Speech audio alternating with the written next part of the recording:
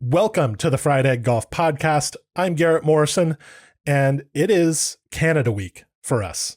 The President's Cup at Royal Montreal Golf Club is underway.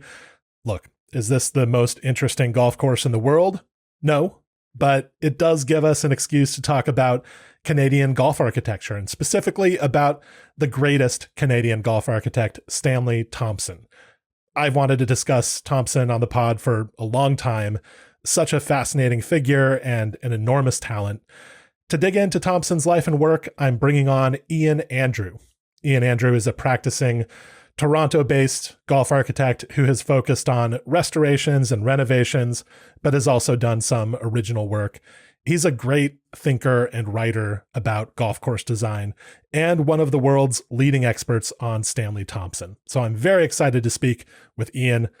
First, though, a word about Club TFE, which is Fried Egg Golf's membership. You can find out all the information about Club TFE at thefriedegg.com/membership. It's a broad offering. We have exclusive content for members, including weekly course profiles and a design notebook feature where we keep track of what's going on in the golf architecture world.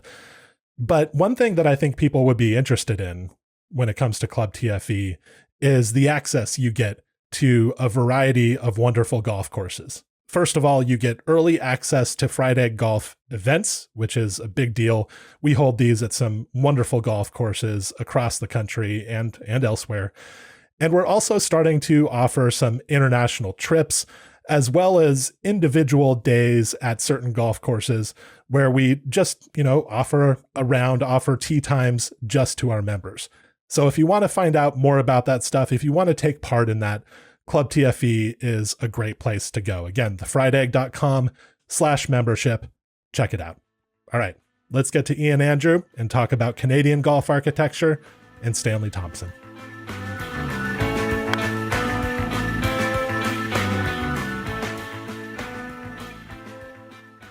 I am here with Ian Andrew, the golf architect. Ian, thank you for joining me today. How are you doing? Excellent. That pretty much sums it up right there. One word. So we have got the President's Cup at Royal Montreal Golf Club coming up. We are here to talk about Canadian golf architecture in general, Stanley Thompson specifically. But I thought we'd touch quickly on this course that people are going to see on TV this week. Do you have any thoughts about the blue course there? So I think the blue course is a golf course that really benefits the long driver of the ball. And with all the compartments that Reese put in the greens when he redid the greens, being able to get to shorter irons definitely will open up the ability to score and open up the possibility for a lot of birdies. And I really honestly think it's going to be a huge benefit for the American team. I think it's a golf course that really will suit their game. Okay, so that is sort of a prediction about the way the course is going to affect the competition. It's not surprising that a design with influences from Reese Jones might favor the American team. We've seen this dynamic before at past President's Cup courses. Originally, this course was, if I'm not mistaken, a Dick Wilson design. Do you find anything interesting about Dick Wilson? He strikes me as an interesting figure, given that he was working at the same time as Robert Trent Jones and picked up a lot of the jobs that Jones didn't want. And he did slightly different work than Jones did, I suppose. He did. You've got to think that his main influence has to be, the architect he worked for did Shinnecock Hills. Flynn, thank you. Yes. William Flynn. No, it's William okay. Flynn. It's Dick Wilson did. That's something that people often forget about Dick Wilson, is that he did train with a golden age architect, much as Robert Trent Jones, in fact, trained with Stanley Thompson in a sense. But Flynn and Toomey was kind of Dick Wilson's entry into the industry, I suppose. And you look at some of the ideas, the angles, playing for position, a lot of the architecture, the strategies are very similar when you look at a lot of Flynn's work. And when you look at a lot of Wilson's work, you see a lot of the same use of those carry angles or angled greens, looking at things sort of being bookended a little bit by bunkers as well, where you've got to maybe you're trying to hit a draw or fade with fronting bunkers, and you've got a back bunker as well that's sort of containing you. And I just find you can see the influences from his work that just really come through. Yeah, the tie-ins with the Golden Age in Wilson's work seem to be a little clearer than the tie-ins from, say, Robert Trent Jones's work or other post-World War II architects. It seems like Wilson kind of carried forward a little bit more of what he experienced early in his career than other architects. I think with Robert Trent Jones, so I work with Midvale in Rochester, which is Trent's first work, and he did it with Stanley Thompson. And the interesting thing about it is it's not like the work that came a lot later. I find the pre-war work was a lot more elaborate. The greens were a lot smaller and a lot more intimately contoured, a lot more interior contouring. I happen to think Midvale is a really stunning piece of architecture. It's well worth going to play. I think that sort of as the war came, we saw mechanization. I think Trent adapted to sort of where golf was going, which was to be a lot more efficient. And even that efficiency goes right through to strategies in architecture, as well as the construction and everything else. And I think that, I think post-war, everybody was looking for new rather than looking for the past. I think they were trying to shed the impact of the war. And I think the architecture, the building style, and even the expression of architecture all represented trying to do something different. And you even see that gradually emerging after the war, because Jones's work right after World War II, again, looks a little different than the stuff he might have done in the late 50s and early 60s. Peachtree in Atlanta, for instance, is a course he designed soon after the war. And certainly that style evolved. So that's a very good note and an interesting thing to remember about Trent Jones. I think what happened was over time, architects got the ability to move more and more of the site. They had a bigger budget. They had better equipment. The initial equipment they had, the initial machinery was rudimentary and had some limitations. And as the equipment got better, whether it's bulldozers, excavators, or anything else, as it got bigger, better, and they were able to do more with it, I think they started to believe that they should change more of the site because they had the technology to do it. And instead of accepting the things that I think make places like Peachtree or Midvale really spectacular because the contour still dominates the initial land, you started to see changes, and probably too aggressive changes, where he wanted to try to set a lot more into bowls that weren't there. And once you start moving things around, you start to lose flow and you start to lose feel. And I wonder if maybe architects in that post-war period also started to design a bit more for maintenance and modern maintenance equipment. And that's a big reason why we see the shaping style shift. Well, even the bunkering kind of got muted, and a lot of that had to do with, well, if I do this, I can get a gang mower in between. Now, that would be more of his peers, but still you saw that even with Trent's work, that they started to, if they shaped it just slightly differently, now you can all of a sudden use a large piece of equipment. And again, this came back to that whole notion of efficiency. The efficiency in how the architecture was expressed right through to how the property was maintained. And I think we just went through more and more efficiency. And then finally, we sort of started to finally get small reactions. And then with Pete, a huge reaction to it. Well, this was sort of a digression, but a very interesting digression. We started with observing that Dick Wilson was the original architect at Royal Montreal Golf Club, or the most decisive architect, I suppose, in that course's, the Blue Course's history. And perhaps you see some indications of his hand in the course still, but a lot of it is quite Rhys Jonesy. So fairly near Royal Montreal is a course that you designed alongside Mike Weir, who is, of course, the captain of the international team this year at the President's Cup. This is the Blue Course at Laval-sur-le-Lac. What was it like working with Weir on this project? I'm not sure that people really know that he has experience or interest in golf architecture, but certainly he was involved in this project. So fun.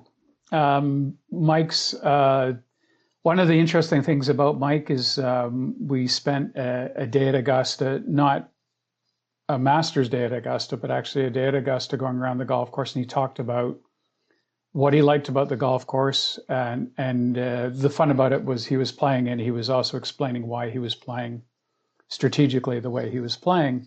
We also did that at Riviera.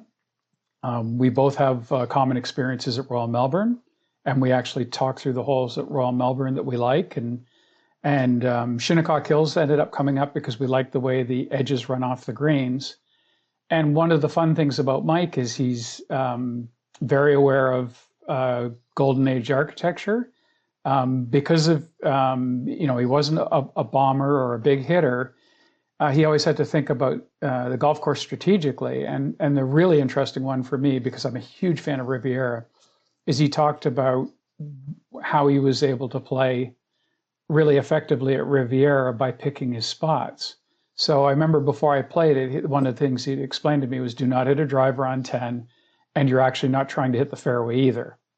And it worked, and mid-handicap me made my par by playing left.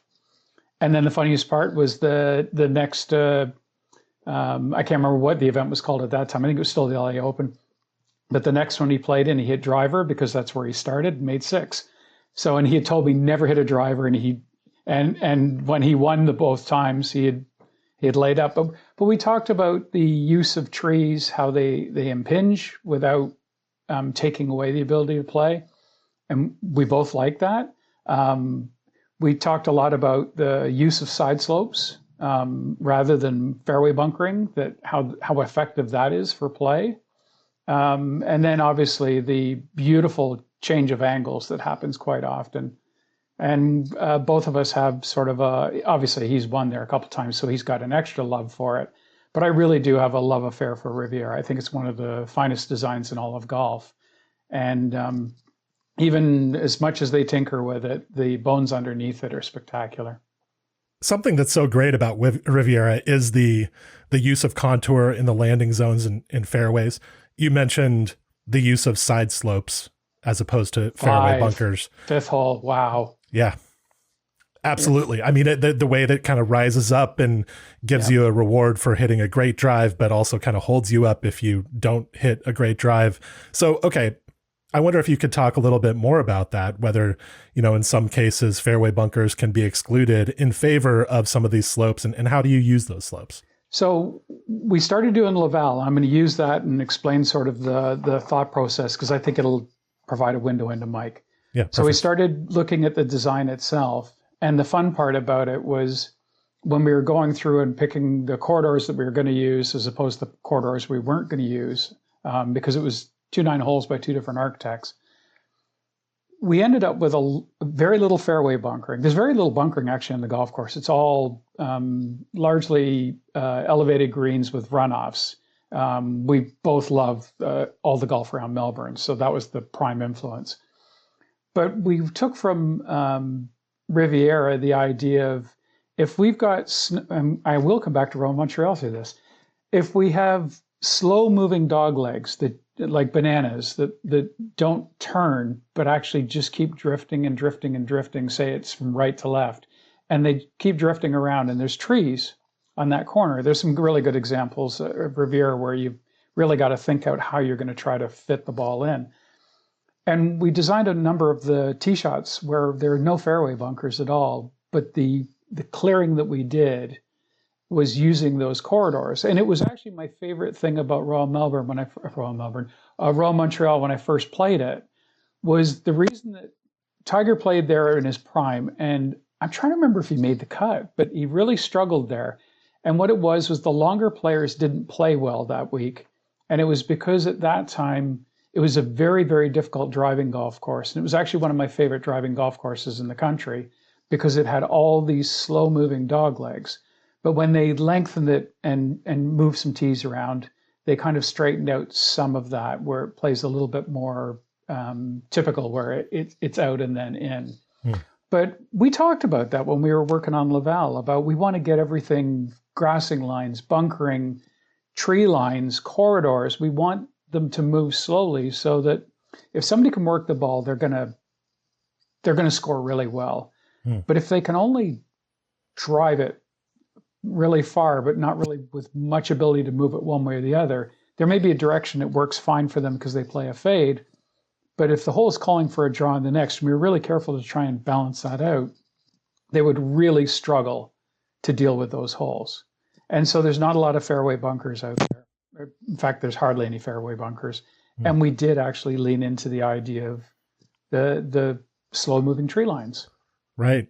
And that's a Mike. That's interesting. That's a conversation we had, but that was something that Mike really leaned in on. He really loved the idea, but it wasn't something where I said, we should do this. Mike was actually, what do you think about this? One of the most interesting things that you can ask a high-level PGA Tour golfer is what scares them, what really frightens them off the tee or on an approach or anything. And it's funny how fairway bunkers often don't really scare them unless they're super punitive. But a slow-moving fairway line, a constantly moving fairway line that just keeps kind of working away from you and working away from you, that can be a little bit scary because you have to be precise in where you're placing your drive. You can't just kind of aim down the middle and not worry about how far it goes, because as long as you hit it straight, it'll be there. With a constantly moving fairway, you have to marry line and distance. And I wonder if that's where that observation from Mike came from. And the other end of it is if you don't have bunkers or you don't have something in the distance that's a target, particularly, I happen to hate the idea of directional bunkers. I think that they're sort of the bastardization of really good golf architecture. If you don't have those reference points, then, and you're working with a slowly moving fairway, you're actually never quite certain on what your target is. So unless you can pick out, maybe you've got a birch tree amongst a bunch of maples and that makes it really easy. But if it's kind of a mixture of trees, usually you've kind of got to figure out what canopy what am I aiming at? The little bit of yellow in that one? It's not quite as certain. And the other end of it, as you said, it's the miss through. It's I meant to cut it a little bit and it just stayed dead straight and it runs through into the rough. And now they've got to deal with that shot. Yep. Yeah. No, that's very interesting. I wonder if there's something about a player like Mike Weir that sort of disposes him to be smart about golf architecture in a way that a lot of elite players aren't necessarily. He was a different kind of player. You know, he didn't hit it as far as Tiger Woods did, but he managed to score anyway. He was, you know, as far as top players were concerned, a little bit unusual in his playing style.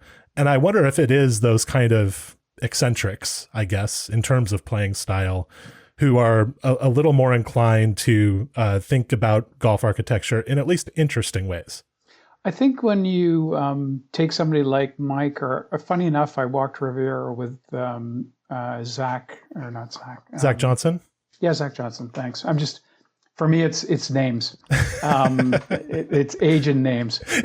Zach Johnson immediately came to mind for me because if you're talking about genres of players, Mike Weir and Zach Johnson are not that dissimilar. So I got to walk Riviera with Zach Johnson as well. So it was set up while I was there. I actually had gone to see the work at LA Country Club with Gil, and then I'd gone back to Riviera and got introduced to different people, and they sent me out with a foursome to walk inside the ropes, which was on Tuesday, which was awesome. And he was one of the four, and he was the most talkative. I think the players who don't have the distance, it's really important to them to tack. I don't know this sort of more of a sailing term, but if they tack to position, then because they're hitting longer clubs, they can still end up finding ways or finding moments to be aggressive or to chase it, because you still got to make some birdies. And I think it's what happens is they think a little bit more about the strategy because it's sort of self-preservation. They need to be in good places to score. I think one of the things that was sort of frustrating about watching golf in more recent times is the players who hit it so far, it didn't actually matter where they were because they had also honed to their credit, they developed the skill in their wedge game, but they didn't need to play positionally as much. And I got to admit, that's when golf kind of lost my obsessive viewership and I became more of a part-time watcher of the game. It had a huge impact on me because I found I couldn't get much out of it architecturally. It was better to actually think about the average player. At least we're back to the sort of attacking and the strategies and rather than being sort of overcome by either brute strength or today's day and age, they actually get their routes planned for them with percentage golf. So they sort of, this is the most effective way to play this golf course. And they're given that as a roadmap that they'll deviate from, but they'll use it a lot. I kind of wish we weren't in that era. I'd rather watch a Nick Price show up and turn a ball right, turn a ball left, needs to spin it, needs to hit it low. I loved watching him play. I followed him a whack of times when I was younger, and he was a joy, but he also seemed to be making it up on the fly when he was playing really well because he just could. Yeah, and he came up with those ideas. And yes, it's inevitable that the professional game has gone where it's gone with the assurances of a team of experts helping you figure out what the optimal strategy for playing a golf course would be. But it does take some individuality out of it. And we've seen that across many sports. It's happened profoundly in baseball. Yes. In America, that's been maybe the most affected sport, but golf is not far behind, and you're certainly not alone in feeling less of an interest about it. What's so interesting about players like Mike Weir and Zach Johnson, in fact, and why they might play well at an Augusta National, is that they became very good at figuring out when to be aggressive. They picked their moments. They couldn't always be aggressive. What you see from some players now is that they can be aggressive all the time because they hit it so far. If there's a hole where the design is resisting aggression, they almost don't care because they can be aggressive with it anyway. So they're not choosing their moments. They're not pushing and backing off. They're just full throttle going for it all the time. And there's something that is a little bit deadening about that repetition.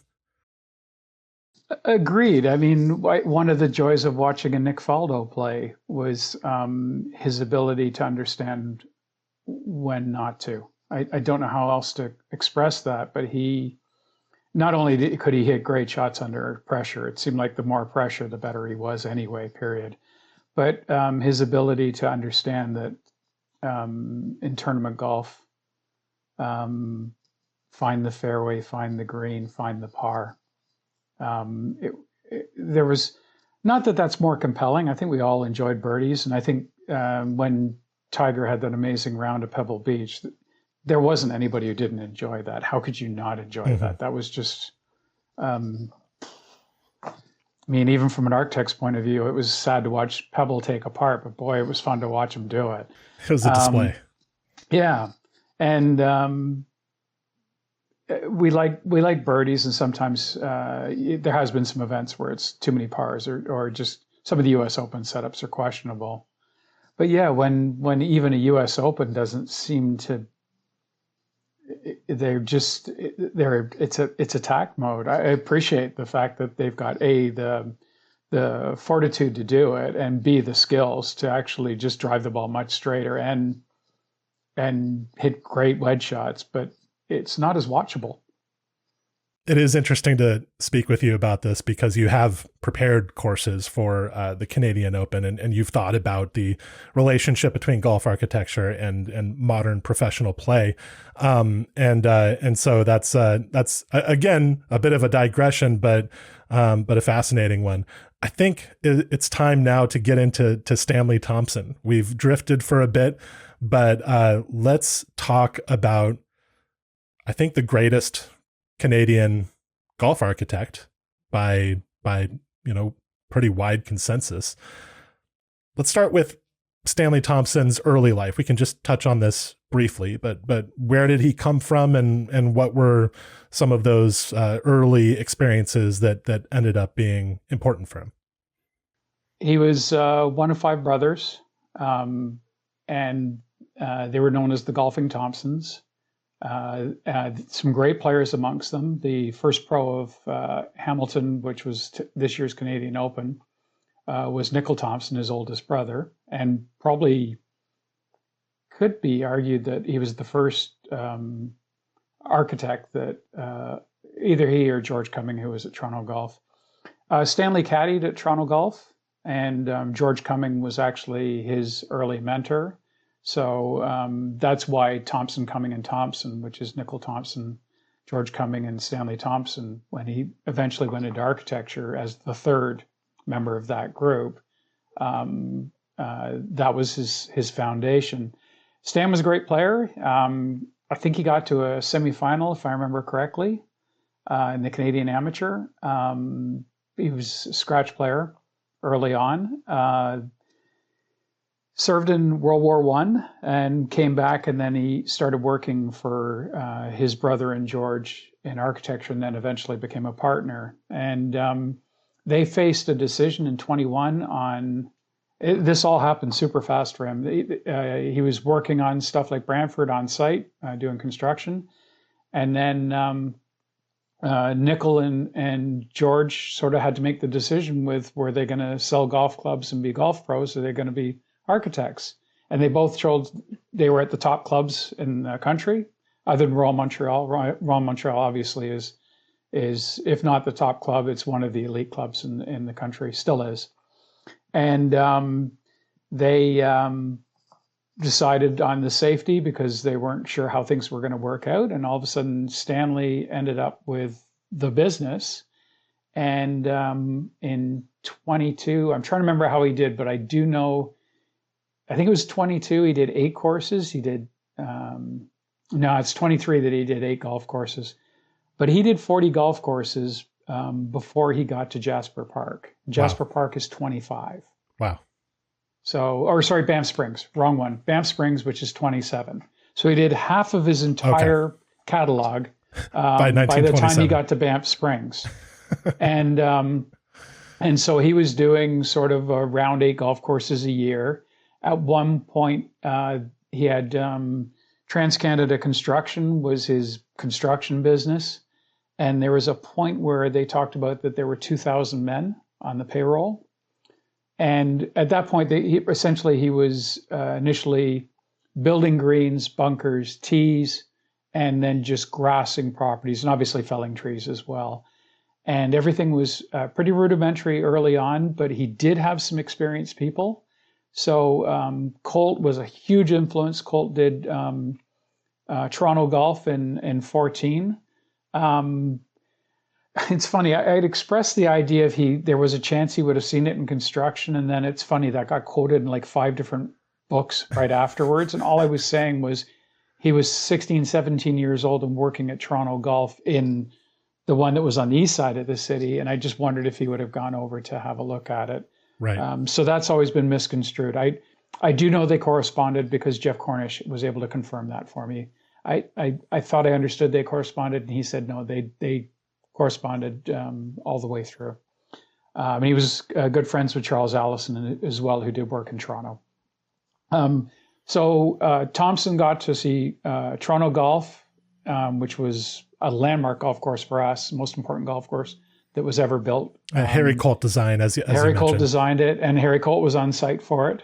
And then he did Ancaster, and he was on site a little bit for it. And Sutherland, who did the construction for him, ended up actually doing construction work with Stanley afterwards. And then you had some of the people that were on his early construction teams actually came out of the early construction that took place at Summit and Scarborough and places like that. Some of the early rudimentary courses, often done by Cumming. And then Stanley ended up with all these experienced people. So I think some of the work has some of those experiences of what he saw and some of those experiences of the people he worked for. And then slowly over time, leading into Jasper and then finally into Banff, his design ideas were evolving, and pretty rapidly when you start to think about 22 to 27. And 27 is, am I allowed to swear on this? Sure. 27 is where I think he went. He went from being Stanley Thompson to, as I like to say with a friend of mine when we're playing, Stanley fucking Thompson. And at Banff, he kind of showed I can do anything and everything. I'm as good as anybody practicing. There's nobody I'm not as good as. And the interesting thing is Banff, what an expression. 140 bunkers, very dramatic, very elaborate. And then he never did anything as elaborate as that afterwards. It was like, okay, I've done it. I've showed you every trick I have. And now I'm just going to go back to building better golf courses. That's not interesting. that Banff isn't a better golf course. It's one of the 5 most important things he ever did. It's just pretty flamboyant. Banff is the most flamboyant expression of anything he ever did. And there's sort of a long journey towards it. And then after, he sort of took it back a notch and realized that some gaps, some bunkerless holes, expressing yourself and then actually sort of slowing things down visually and architecturally, and then expressing yourself again actually has a bigger impact than just expressing yourself for 18 holes. If you have a bit of a roller coaster of emotions and what you're seeing, and there's sort of highs and lows, the one thing that the Golden Age people did so well is the breather hole. They used the breather hole to take the severity of what they were presenting down or set you up for something that's going to be visually spectacular. So they relax you. They slow the heart rate down, and then boom, something super visual or something really hard. And it expresses that sort of like 1.5 times, because it's a comparison, right? When we go from a narrow channel to a wide open space, the wide open space seems bigger. Frank Lloyd Wright called that compression and release. Yep. Used it in his houses. There you go. Yeah. But it's the same with architecture. If you make something hard and then make something easy and make something hard to easy, the easy feels easier, and the easy to hard, the hard feels harder. But if it was hard, it would just feel exactly the same. So it's just something that he did really well, that he paced things out after Banff Springs a little bit more. Yeah, I mean, I would say that the arc you're describing in Thompson's career could stand in for the arc of the Golden Age in general, this kind of push toward the Baroque, and then a slight backing off of that in the late 20s and early 30s as the Depression descended. But then, of course, that trend got cut short because they weren't building any more golf courses after about 1932 or 33, though Thompson did keep working through the Depression and into the 40s, unlike many architects of the period. But I want to go back to his beginnings, his initial influences. Toronto just seems like such an engaging place in the 1910s and 20s for someone who's interested in golf and golf architecture to be, because all of these huge figures came to town to build golf courses. We talk about London as being a hotbed of golf architecture and golf architecture discussion, the kind of intellectual ferment of the early 1900s where golf architecture was really reinvented. We talk about the Philadelphia School of Golf Architecture. We talk about Los Angeles with George Thomas and others being such a concentration of very talented artists. Toronto seems to be in there as a hotbed of golf architecture, and Thompson seems to have come out of that. So what were some of the influences that you think he absorbed there as a kid? And then when he came back after World War I, as you said, things started moving very quickly. He came back in 1919, I believe it would have been, because that's when the war ended. Yes. And then by a few years later, he was deep into many projects as a golf architect. What would he have been influenced by in Toronto at that time when it comes to golf course design?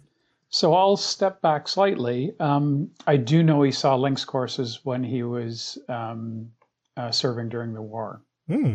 Was he did he go to England, or was he seeing links courses in seaside in France and Netherlands or something?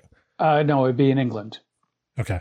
So I would have to, I know, and I also know he got up to Scotland because I know he talked about Glen Eagles in particular when he was doing Jasper. He had a couple of interesting reference points. Sorry, I'm just not pulling the courses in particular, but I think during the war it was England, and I think at some point he got to Scotland because he did talk about St. Andrews. He also went early on in his career. I'm kind of now jumping ahead on you. I apologize for this. Okay. I do know in the leading into Jasper, he went to see a number of courses around the New York area because all of his meetings were in New York. He had meetings when he did Capilano. He was in New York all the time, but he was also in New York as well for other things. And obviously, he was working in the States as well. So, I mean, in the early 20s, he did a bunch of work in Cleveland.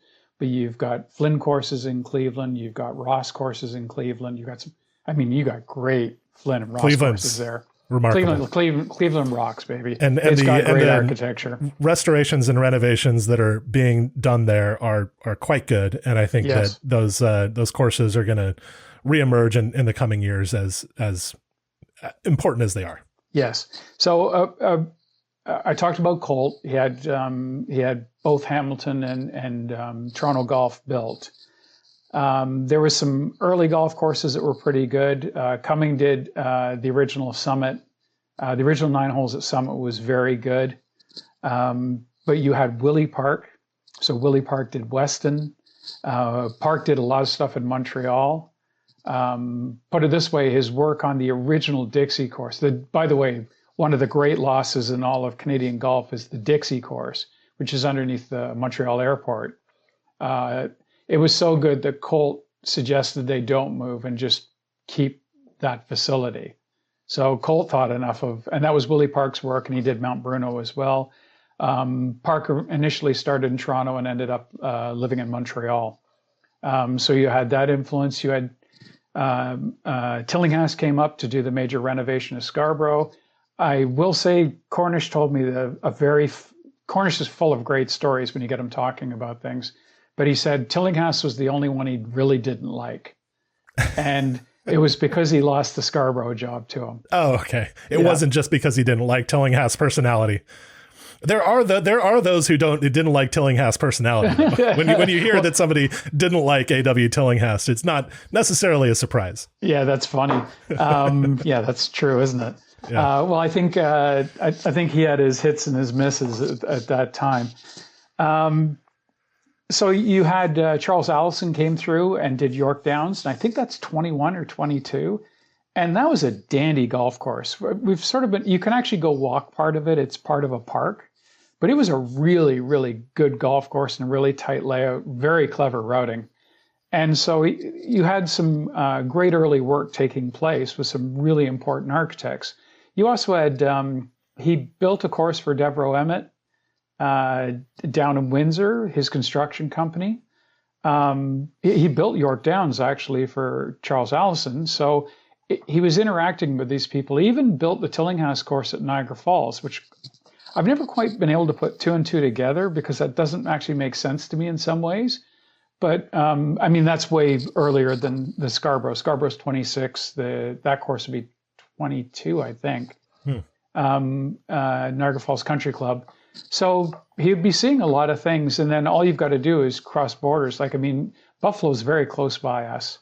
And to go to Buffalo, you would have Country Club of Buffalo, which is an unbelievably good Ross course. Yes. You also have Allison's Park Country Club. These are all just barely across the border and really excellent examples of architecture.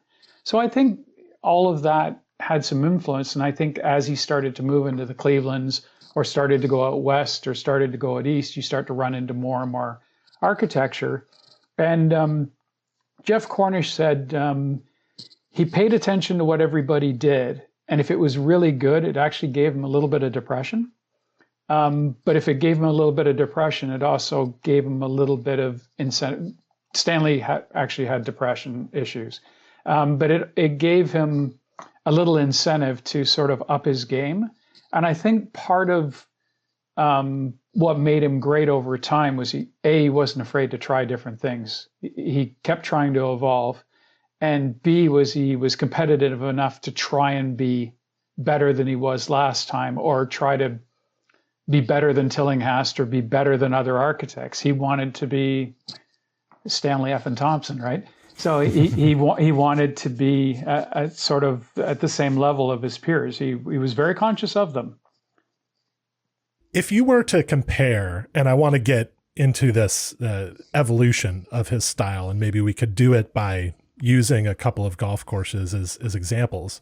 If you were to compare his work at Jasper Park to his work at Banff Springs, where would you start in comparing and contrasting those two courses? Both mountain courses, right? And so in some ways they must be similar, but the outcome, the product is very different, the two of those. And they were built just a few years apart.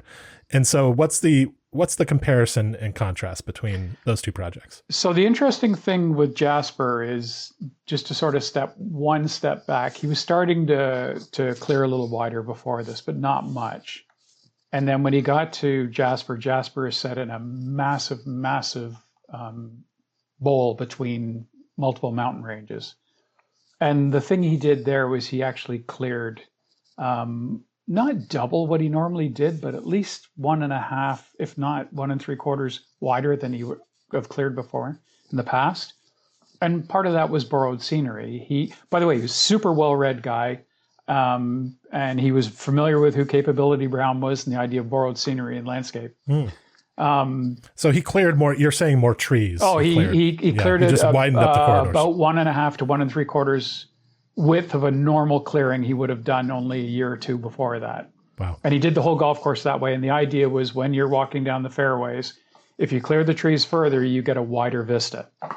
So, and the other interesting thing, that it's either urban legend or it is truly the masterpiece of masterpieces, all 18 holes actually point at a different mountain. So I'm going to go with he's that brilliant. I don't know if it's happened. Could have just been that there are a lot of mountains around. Oh, there's lots of peaks to work with. Yeah. The one argument is you could say a couple of them actually all line on Pyramid Mountain, and it's the sub peaks don't count. Yeah. I like the argument for genius, though. Yes. I'll go with that. Anyway, and what he did was he also built greens to a larger scale, but I would say only sort of 1 1/4, 1.5 times normal. Pretty big greens, like almost Trent Jones-ish in size, for people if they want sort of perspective, later Trent Jones-ish. Not the 10,000 that he was doing in the 60s, but sort of the 6, 7, even 8 occasionally. And then he built really, really massive bunkers and really large fairways, and he swung the fairways back and forth around the bunkers. The bunkers were, I was able to obtain a complete set of photos of opening day.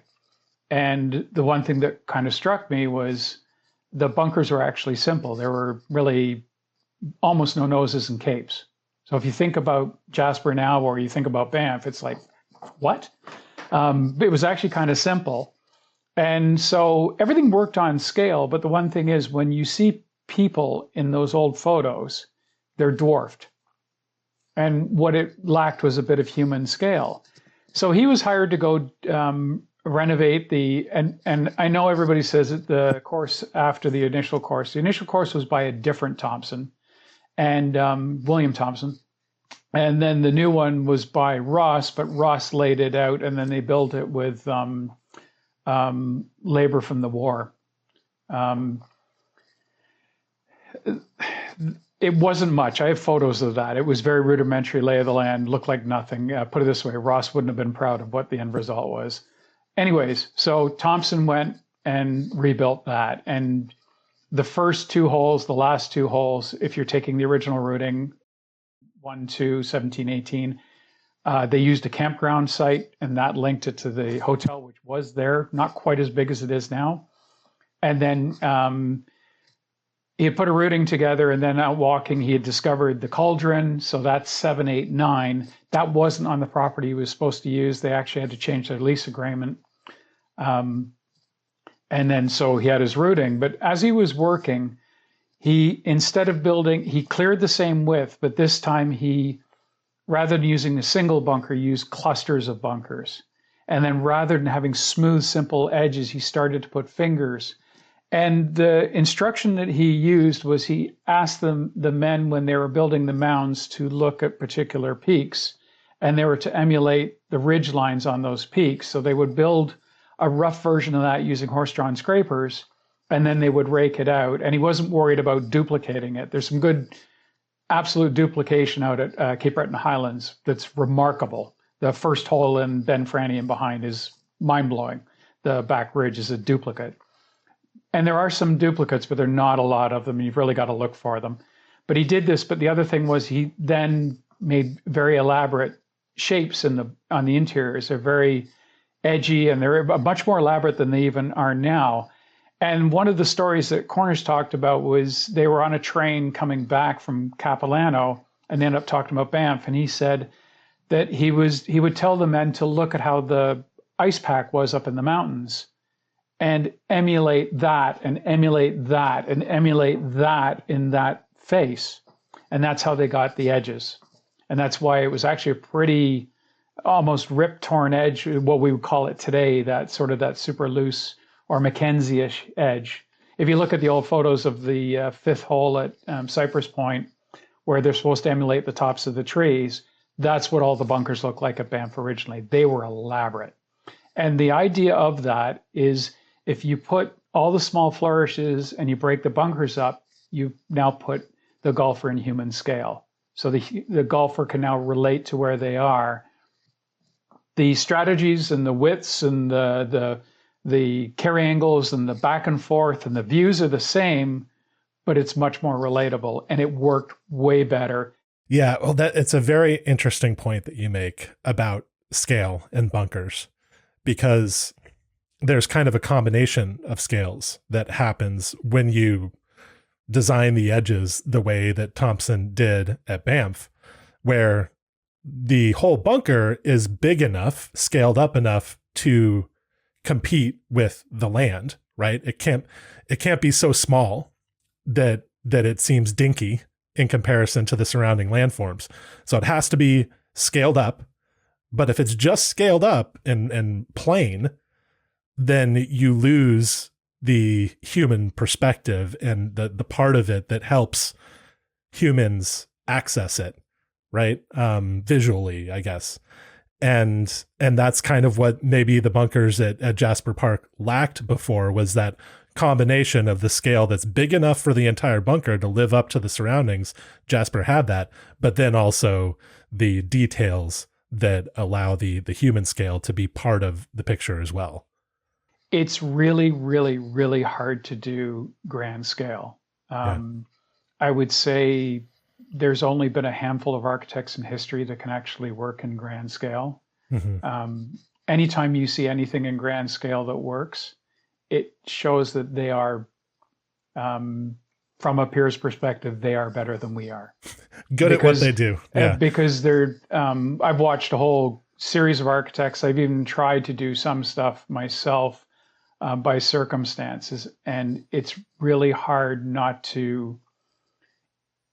There's a lot of pressure at a grand scale to get every detail right. Whereas if you're in a small scale, it's got enough sort of nooks and crannies and intimate things going on anyway, that on a small scale, you can get away with a lot more mistakes or underperformance or lack of flourish, because actually the smaller scale in itself provides some intimacy, and the intimacy becomes relatable. Mm-hmm. And so small scale is easier to do. Grand scale, it's very easy to sort of lose the composition to the scale. Sure. And that's why you look at Yale. Right. I assume you've been to Yale. Yes. Yale is just Anybody who says Rayner or Banks, but more so Rayner, that anybody who sort of underplays his skill set. First of all, look at all those rootings, but Right. they don't understand that scale. And so he's working with templates, but it always fits, and it's fucking hard to get something that grand and bold to fit without it just being grand and bold and crap. Right. And it's it can go to right in proportion easy. At Yale. Yeah. It is. I mean, the proportions of that course are pretty much flawless. He was great at it. Obviously, Thompson demonstrated that he could do it at Banff. I would say probably Alistair McKenzie worked well on a grand scale as well, was able to build landforms, artificial landforms that didn't feel outrageous, but felt grand enough to live up to a property like Pasatiempos. Are there other architects that you think are good examples of this?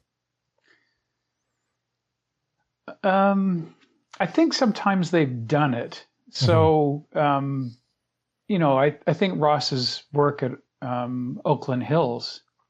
Yes. I like a place like Salem for the smallness and sharpness. But I look at Oakland Hills and go, this is the same guy. Like, you are just... It's unbelievable. You are, the greens are so different. You are just so good. Yeah. And then you do Pinehurst. Well, I know everybody talks about Pinehurst number 2 as sort of a what is original, what is not. So why don't I go to Essex? But Essex is so different than Salem, which is around the corner, which are both so different than Oakland Hills. I mean, oh my God, is he? And then Seminole is a whole nother visual feast that's on another different level. Like, Ross just mixed it. That's the biggest thing. I think Ross mixed it up so well. And I think if we're really poor at explaining one thing as historians are interested in architecture, I don't think we ever give Ross the full credit for that unbelievably wide palette that he could paint in. Mm-hmm. He could do it in 4 or 5 ways. Yeah. And, the pieces of land are so different. Pinehurst number 2, you'd also have to throw into that mix as a place where he just, again, took a different approach. And it's funny how different restoration architects seem to be well suited to different types of Ross, where, at Pinehurst number 2, maybe no one but Corin Crenshaw could have done that restoration as well. And maybe the same could be said of Seminole.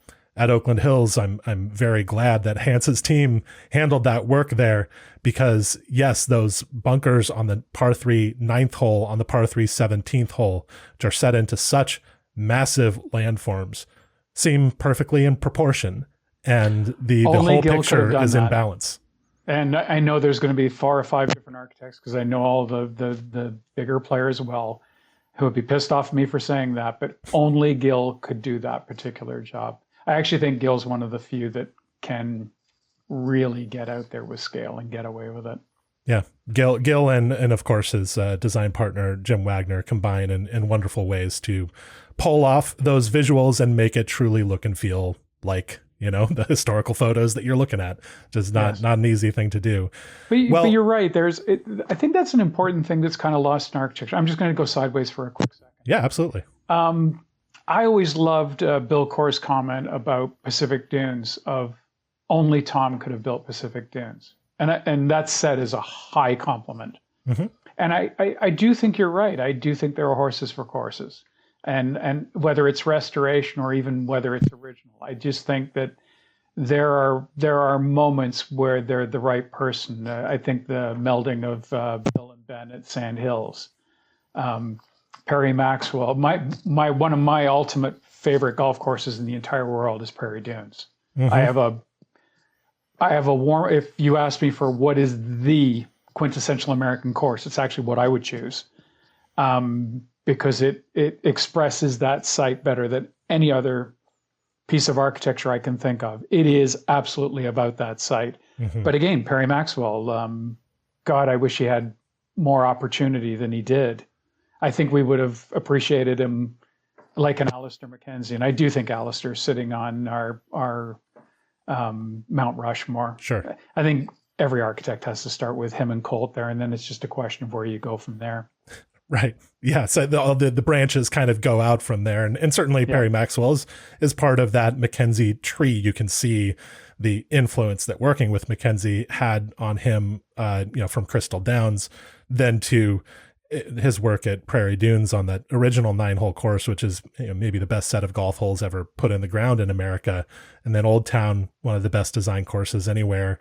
There's these influences, and then Perry Maxwell jumps over time to Corin Crenshaw, and that line of influence firmly intersects with them. We've certainly gone sideways, as you say, but I love going. Hey, unfortunately, I love it's that. my nature.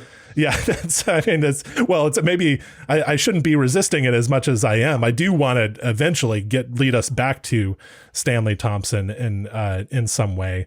There are other courses to talk about, and indeed courses where you have worked and done restorations and renovations, and I want to make sure to mention that. It's news to me. I mean, you're currently working on projects at a few different interesting Stanley Thompson golf courses.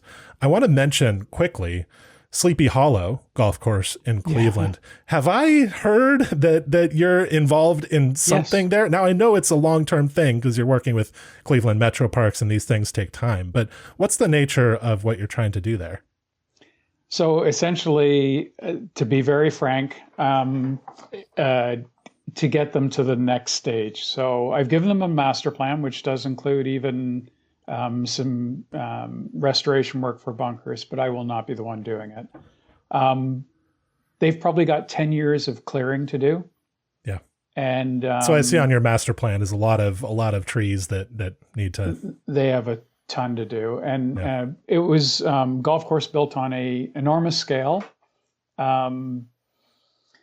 Historically, you could argue it's not 18 holes of Stanley. There is sort of a history, so you're kind of 9 and 9, but he did do work on the other 9. There's definitely 9 holes of his. There is one of the all-time great. One of the things Stanley was great at was super long par threes. There is one of the all-time greatest long par threes he ever did. Currently played as 11. Can't even imagine playing that as 2. So the idea is we're going to open up, so you'll see more of the land.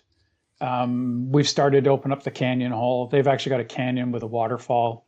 That the waterfall is now exposed, but the epic second shot on that hole will be spectacular when it's finally opened up. So they're going to clear trees there. And then, as I said, I think it's going to be in-house. So I think it's going to take them about 10 years to get there. I'll just be super frank. I won't be working at that point. So, which is fine. When we put everything together, I was, I'm not sure if I said that to them, but I think I did say that to them, that essentially just clear trees. Maybe now they know. Clear trees until you're done. And then at that point they should rebuild one of the greens in particular. And not because it's too steep or anything like that. One of them's been altered too much. And then it could use a bunker job. And then I think it's one of the best public golf courses you'll find anywhere. I mean, it would be a good example of his work. The scale is Jasper, Banff. Yeah. It's overwhelming. The land is spectacularly rolling. It's got to be 250 acres, that site. It might be more. It'll probably be a good example of how trees shut down scale or hide it, and then as you start to expose that property, it becomes very big. Yeah, that's something for people to keep an eye on. I think Sleepy Hollow is already a pleasure to play, a great municipal golf course designed by Stanley Thompson right there in Cleveland, available to all. And hopefully they take that master plan that you drew up seriously and gradually implement it as they're able. At Banff Springs, my understanding is that there's some work potentially happening there as well. What can you tell me about that? So at the moment, I can give you a visual. Oh, look at this. Okay.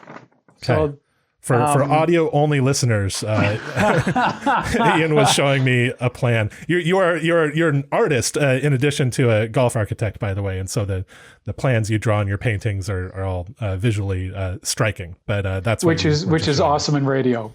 Yeah. Yeah. Well, we've started to post these podcasts on YouTube as well, so Yeah. maybe people can see it there.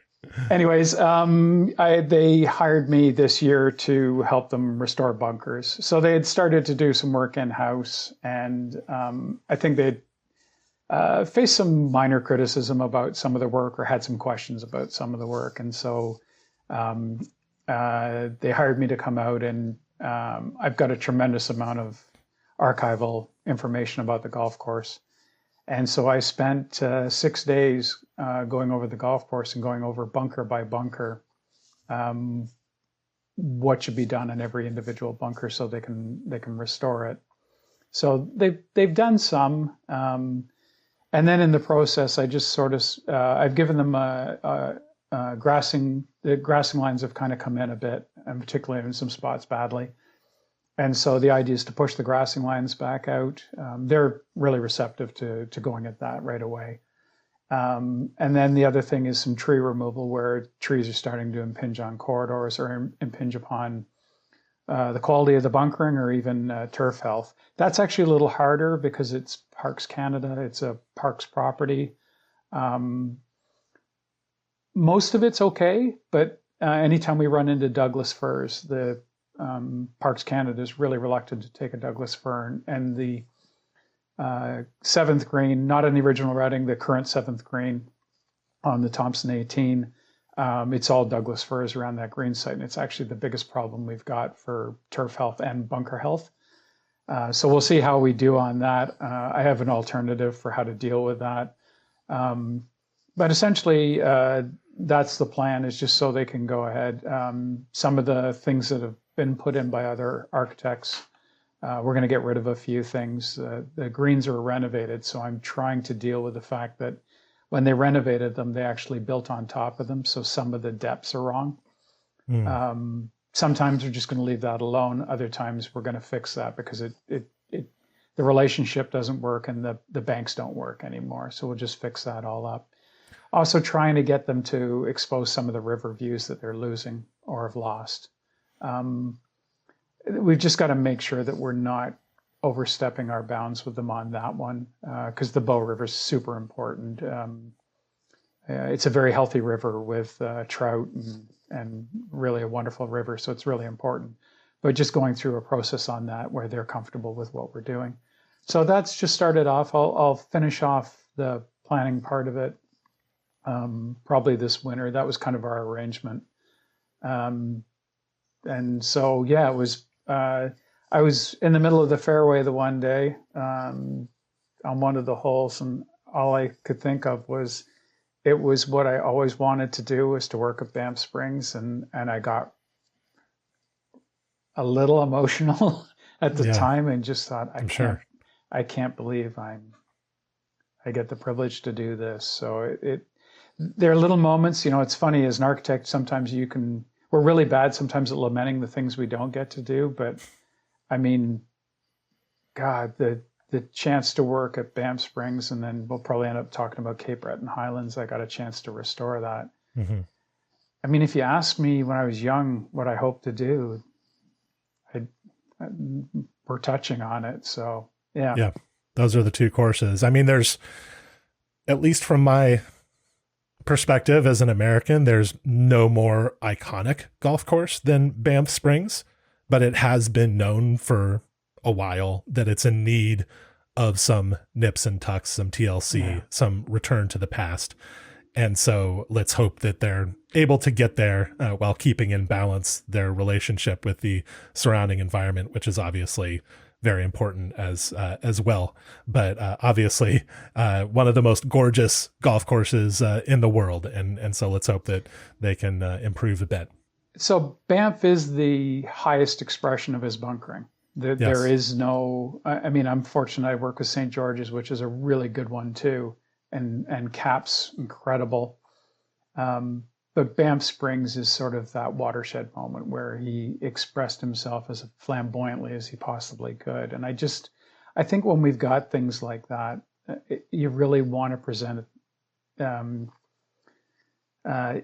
He's better than most of us. So shouldn't his architecture be completely expressed? And then that's a great example for other architects to go and see, or players to go and enjoy, and just to get a real true feel of how good he was. And so that's why I think the restoration of Banff's critical for Canadian golf. Well, Ian, let's wrap up here with some discussion of late career Thompson, or later career Stanley Thompson.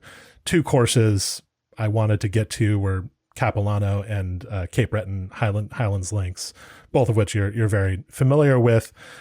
And I don't know if there's a way to discuss these courses together, but as a way of setting this up, we've touched on this earlier, but there's a way that Stanley Thompson's career kind of tracks the arcs of golf architecture in the Golden Age and after.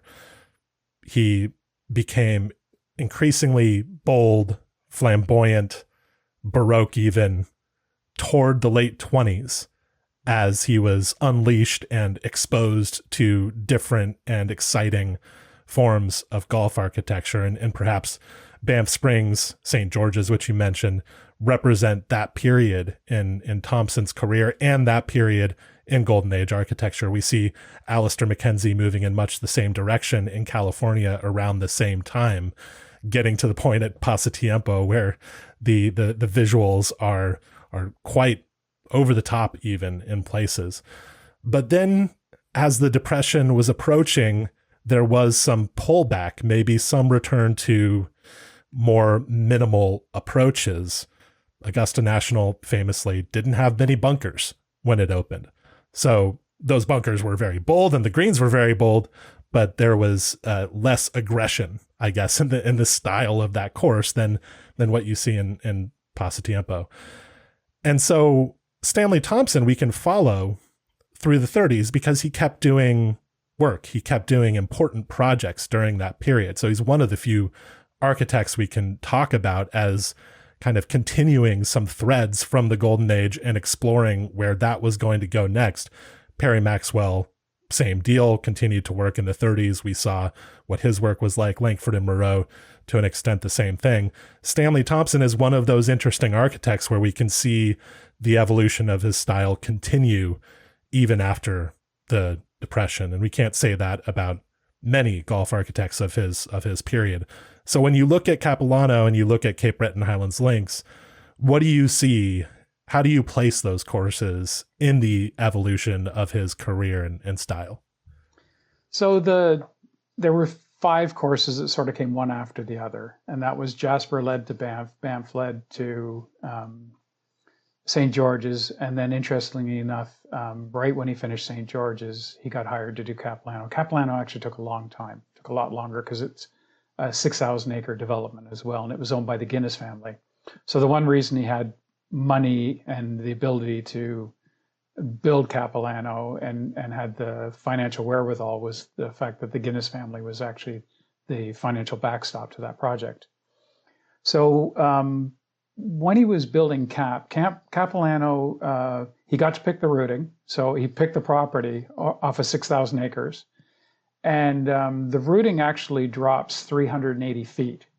So it drops through the first 6 holes, and then it sort of benches its way back up, and then you finish the final holes at a bowl above. I'm going to go slightly sideways on it. The interesting thing about Cap is he didn't walk you straight down 6 holes. He walked you down, then walked you across. And the reason is your legs would wear out if you walk 6 holes straight down, and just like your legs would wear out if you walk 6 straight holes. And the brilliance in that routing is it actually works its way down by going side hill for a while and then drops. And then when it goes up, and then side hill and goes up, and then goes side hill and goes up. And it's like a hiking path. Sorry? It's like a hiking path, like a good hiking path. You're or as Bill Cora always like to say, if you ever want to know how to get up a hill, look for the cattle trail. It's usually diagonally across the hill. Right. the and the one of the interesting decisions he made about the golf course was, rather than building an enormous amount of bunkering, you get to the second green site and there's no bunkers, and he mixed it up. He had a bit of bunkering on the first, not too much on 2, a lot on 3. 4 was a par 3. There was a lot more, and he just kind of flexed back and forth. He just didn't really turn to bunkering as much. And because it was a really interesting piece of land, because it was severe, he often just kind of leaned into the landforms or the way the holes benched in. And so there was much less use of bunkering, and he allowed sort of the whole larger setting to take a larger role in the architecture. So, he would choose a plateau green site, and then rather than bunkering living daylights out of it, it would be a plateau green site. And what was fascinating is when he got to Cape Breton Highlands, it was the same thing. He was actually chasing topsoil in the routing. There are 5 holes without any bunkers at all, which sounds like a lot, but you don't notice it when you play it. You have to be told that to notice it. But the interesting thing about that was he took an even greater step back from the land, and he let the land dictate the strategies and play. And then he bunkered to reinforce that where he felt like being elaborate. So some of the green sites, like 15, there's an enormous amount of bunkers. On other holes, like the 13th hole, which just happens to be my favorite, there's a big knoll in the middle of the fairway, and the green sits behind it. And the knoll is, you have to figure out, am I going to hit the top of the knoll? Am I going to try to play right of it, left of it? What am I going to do? But the shot in is not in the air. It's on the ground. You've got to either play really left off the tee and try to play up the valley, or try to use the feeder, or try to bounce it. I'd like to try bounce it off the top, because if you can hit the crown of it, it actually always feeds dead center of the green. But there are so many holes where there may be bunkering on the holes, but the bunkering is a framework, and it's a visual framework. But what matters is the steep slope, and often those are cut short, and everything there was cut short. It was like Augusta. He mowed out to the forest lines, and it was just a uniform cut. It was greens, a uniform cut, and tees. And even then, I would argue that when I played it in 81, when I was a kid, I would argue the tees were the same height as the fairways, that it was a uniform cut until you got to the greens. But he allowed the land to, he didn't need to impose himself in the architecture. As time went on, he took, he had a lighter and lighter hand. He took a less aggressive approach. And in many ways, Cape Breton Highlands is my favorite because it's just a really interesting mix of hole types and architecture. And St. George's is harder, but it was meant for a Canadian Open. At Highlands, there are easy holes. There's lots of drivable stuff. He kind of backed off. He kind of said, you got to see this property, and God, you're going to have fun seeing this property. And the super cool thing about the routing at Highlands is one of my favorite things in all of his work is you play along the headlands and you end up down at the ocean. So you slowly make your way to the ocean. You actually play oceanside holes. And then there's an enormous walk, and you find yourself in this massive mountain valley, and you play over the pass. And then you've got this long walk, and then you play into the Clybourne Brook, this beautiful pastoral valley. And then you've got probably the greatest walk in golf that's not a golf hole, is from 12 to 13. You actually walk up the brook on it's cliff on the right of you, it's rushing river on the left of you, and you feel like you're hanging in the balance half the time. And then you play over this rumply, crazy land for the next set. And then you get to the church on 15. Most people usually stop. I always like to stop. It's a Catholic church. I'm not Catholic, and I'm not that religious either. But it's a charming thing to just look in, smile. I always find there's something I get out of that, and then walk to the next tee. But again, and now you're back in the uplands where you started the first couple of holes, or the headlands. But it reads like a book. And the interesting thing is it shows you actually every landscape that's in Cape Breton Island, but in a golf course in a series of chapters. And I don't know if he meant to do it, or again, if it's happenstance. Let's choose to say that he was a genius. If he actually figured that out, then he is on an elite level genius for choosing to actually space things out. I kind of know that he was chasing topsoil, so I think it was actually, there was a long walk between the next section of topsoil because he was going from sort of old farmstead to old farmstead. Up at the headlands was land. The interesting thing was where the park who hired him to do he talked the Canadian government into funding it, and believe it or not, had a one-on-one with the prime minister of the day and got it approved. And so it tells you he was a larger than life character. He was supposed to actually do the whole golf course on the headland, and he figured out he couldn't do it with the money he had because there was no soil. And he turned around, and the sad note that goes with this is they actually expropriated 27 families for their land to build the golf course. So I got to admit, when I started to learn the whole history of it and understood it well. Yeah. And the interesting thing is when I'm working on the renovation, 4 of the people on the crew, their families were expropriated. Wow. So I actually had with Parks Canada, they had me actually talk about the importance, and I did choose to address the expropriation and how inappropriate it was, and how it's actually something, while the golf course is important to the town, that it was inappropriate, and I'm actually semi-disappointed right. that took place. I felt that they deserved an apology because it never should have happened. Yeah. But yeah, I mean, it's one of those things where you need to talk about both. You can talk about the genius of the design of the course, but you must also talk about the human cost, if there is a human cost. Yeah, and it's one of those rare moments where there was a human cost for the golf course. Yeah, that's a shame. Well, I mean, to take it back to a philosophical question about golf architecture, often it is said that long green to tee walks are not ideal for a golf course, and that the architect should endeavor to bring the greens and tees closer together on a walking course especially. But from what I've heard of Highlands Links, and it's not a course I've been to, I'd very much like to go there. It's near the top of my bucket list, in fact. From what I've heard, the walks are part of the round experience. And that's what makes them work. And I think it's the same deal at Bandon Trails, Corin Crenshaw's first Bandon course, where there are some long walks between greens and tees, but the walks themselves are so inherently beautiful. First of all, they're great little hikes. And also they're well-timed in the round, where they represent some kind of interlude or breakage between narrative components of the routing, different pieces of land. And so the round gets broken into these phases. And this is, we're using the metaphor of a novel. This is where it starts to feel like that, where there's a kind of pacing. There's an individual chapter, and then you put the bookmark in for a bit and go off somewhere else.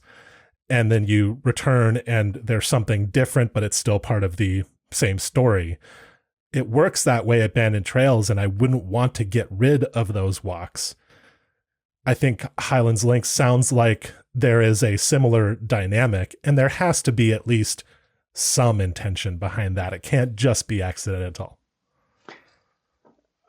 I like to believe it's not. But put it this way, it does actually seem to break it up into logical sections, and I do think it becomes part of the experience.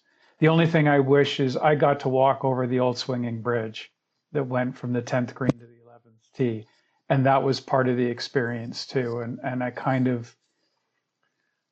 rue the loss of that for what it meant, because there was a little bit of a walk there, but the swinging bridge, I got my dad actually yelling at me that I got it bouncing so high. It was part of the joy of the whole place, because he had built a barbecue pit. He had built all these wooden structures as part of the project.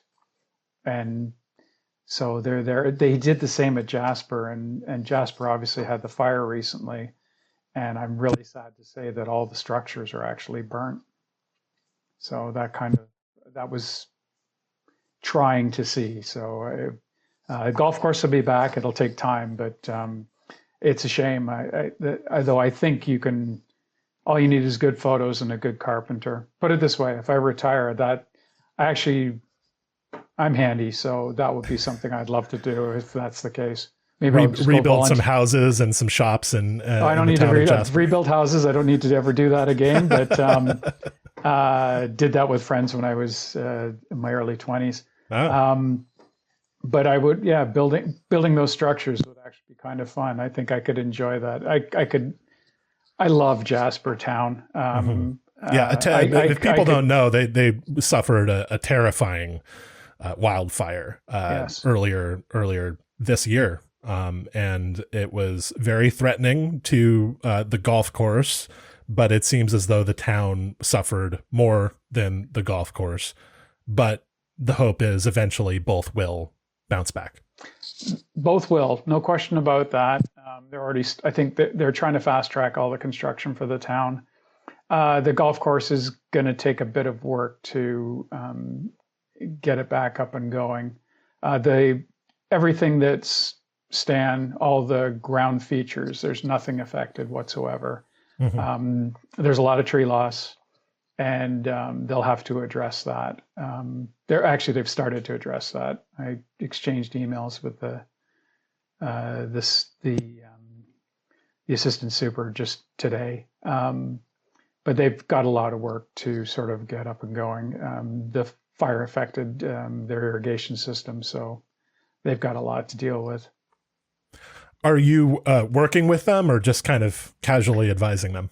I am casually advising them. If they would like something formal, then I would work with them and then donate my time back to the town. My wife and I, the first day we were married, we were in Jasper. So it's a special place to you. Jasper holds, and I've always said if I had one round to play, I've said this 5 or 6 different times in different media places. If I had one round to play, I'd actually choose Jasper Park, even though I've had the glorious opportunity to play some courses that I think other people would choose or wish to play. It is the place that moves me the most. And part of it is just I actually like the valley, the Jasper Valley.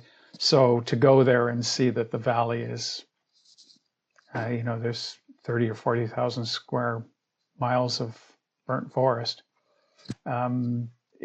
It's quite something to see, considering I had only been hiking there the previous fall with my wife, and I'd actually played golf there a month before it happened. Right. So a sad trend in many wild places these days, dealing with fires. I'm trying to remember the golf course just outside of LA, done by Jeff Shackelford and Gil. Rustic Canyon. Thank you, Rustic Canyon. As I said, I'm terrible with names. You remembered the architects, though. Yeah. Yeah. Well, it's funny. I can always gravitate to something, but it's like the whole William Flynn thing and Dick Wilson.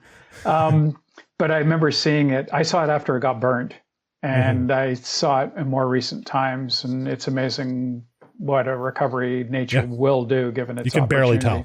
Yeah. It's remarkable. By the way, super cool place. If anybody's Rustic is amazing. Find themselves near LA looking for a round of golf, that is a must play. Absolute must play. One of my favorite public golf courses. We've talked about it a good bit on the podcast before, and I grew up about an hour and a half away, so a special course. But for sure, subject to the wildfires that many Californian courses are. So to wrap up here, Ian, you've mentioned a couple of times your plans for your retirement. Another thing that you mentioned off the podcast that you might tackle during your retirement is your book about Stanley Thompson, which you've written quite a bit of, to the point where you were able to distribute a few copies of it earlier this year on a limited basis. But what are your plans for that book, and what will it eventually look like?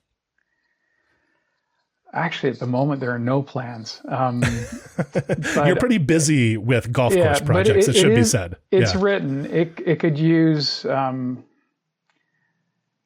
It could use a professional editor. It could use somebody looking at the collection of photos I've got in there. I think stand on their own. They're terrific. So I think what you'd like to see visually. I could use some advice probably from a couple of writers on whether the narrative that I'm sharing is interesting or whether I need to actually go somewhere else with it. I've done one of the paintings for it. I was going to do a watercolor of all 5 courses. I have a great one of St. George's that I'm really proud of. It's probably the best golf course painting I've ever done. That one I'll use. I've tried to do a couple of the others, but without success. But my skills are improving, so I'll get back to that. As weird as it sounds, I'm way better at cats than birds. So I took lessons in 2020 with a wildlife artist, and I'm very comfortable with birds. Golf is hard comparatively because it's tones, right? Mm-hmm. And but yeah, I probably will finish it. My son's in the middle of writing a novel, and we were talking about his, and he's going to put his online, and it's shockingly good too. So he's halfway through, and I'm actually frustrated that I can't read the remainder. And I'm not trying to sell sort of my son or give you the father thing. I'm actually surprised at how good it is. And he was talking about putting it online, and I actually think nowadays, rather than publishing it, I think I would digitally publish it and just make it available. Right. And I think what I would probably do if I get interested, so I may pivot. Every winter I've got lots of time. I could put it online and then and just link it to PayPal for donations. Right. If I got so incentivized to actually do something this fall, if that was what sort of all of a sudden caught me, because every winter I kind of go in a direction. Mm-hmm. And if I did that, then I could actually do something where you could donate to something like food bank or Jasper if they need something to sort of get them going. Or we have Six Nations beside us here. That would be a good place to donate as well. There's programs that they could use it. All right. Well, Ian, we have a lot more to talk about, certainly, and I'd love to have you back sometime to explore more. But let's wrap up there. Thank you so much for coming on the podcast and talking about Stanley Thompson as well as other subjects. Apologizing for all the sideways diversions, but I really appreciate the opportunity to talk with you, and I hope some people get more interested in playing his work. I would encourage anybody who loves golf to go and play Stanley's.